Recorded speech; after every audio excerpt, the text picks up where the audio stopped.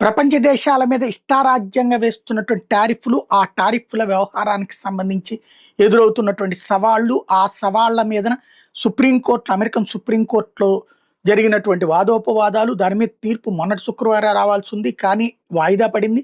ఈ శుక్రవారం వస్తుంది. దాంతో ట్రంప్ స నిర్ణయానికి కనుక సుప్రీం కోర్ట్ సమర్థిస్తే అసలిక విచ్చలవిడిగా వెళ్ళిపోతాడు. అలా కాకపోతే గనక ట్రంప్‌కి భారీ ఎదురుదెబ్బ. డబ్బులు గూడా ఇవ్వమంటే గనక అసలు ఆర్థిక వ్యవస్థ కుప్పకూలిపోతుంది. అంతర్జాతీయ ఆర్థిక సంక్షోభం గూడా వచ్చినా ఆశ్చర్యపోనక్కర్లేదు. అదే విషయాన్ని ట్రంప్ పదే పదే చెప్పుకొస్తా సుప్రీం కోర్ట్‌ని ఎమోషనల్ బ్లాక్‌మెయిల్ చేస్తున్నాడు. ఇదే సందర్భంలో గ్రీన్‌లాండ్ లాక్కోవాలన్నటువంటి ట్రంప్ నిర్ణయానికి అతిపెద్దదైనటువంటి షాకింగ్ పరిణామం చోటు చేసుకుంది.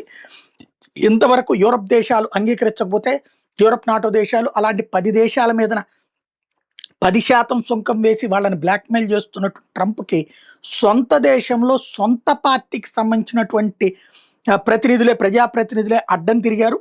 ట్రంప్ ఏదైతే గ్రీన్‌లాండ్ వ్యవహారంలో కనుక గ్రీన్‌లాండ్‌ని స్వాధీనం చేసుకోవాలనుకుంటే ట్రంప్ మీద అవిశ్వాస తీర్మానం పెడతాం, ట్రంప్ ఇంపీచ్‌మెంట్ మోషన్ పెడతామంటూ ముక్రోస్కి, మెక్కొన్నెల్, బెకాన్ అలాగే లూసియానాస్ జాన్ కెనడీ కూడా ప్రకటించుకొచ్చారు.